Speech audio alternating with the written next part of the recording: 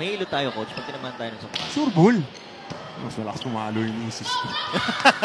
Train ka? Oo, player yun eh.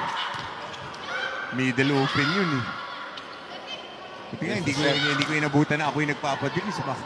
Baka umayaw ako. Eh, coach, asahan ko na. Atleta rin ako, ha? Oo, matik. Wala siyang choice.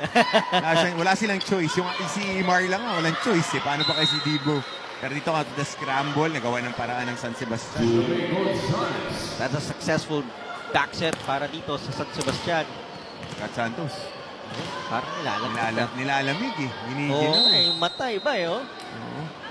Hindi pa lang din narinig eh, no? Hindi pa, wala pa tayong update from the sidelines kung ano bang what's up with baka rotation lang, coach's decision. Kasi ganda rin na nilalaro nito, oh. Ganda nilalaro nitong attackers nila. Here's the middle. Medyo napigilan. Bumawi.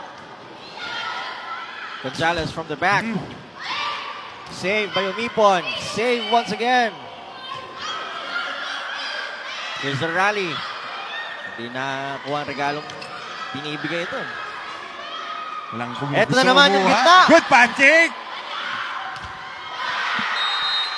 And this time, San Sebastian Lady Stags gets the point. Ako'y napagod dun sa sequence na yun.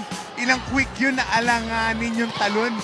Great pancake there by Bon. Di makulangan. Timing na timing. Buwis buhay. Hindi naman sila nabigo. Nakakuha sila ng puntos. 13-11. Lamang ng dalawa. Go hard maglaro itong mga player ng Basti, ha? Yes. Here's Gonzalez. Walang tatamad-tamad, oh. Again, from the right. 10 points for Gonzalez. Look at this. Ang tanong lang dito, kaya ba nila ito i-sustain? Kasi ang taas ng work rate nila, eh. Mapagod sa dulo, no? Tingnan natin. Right now,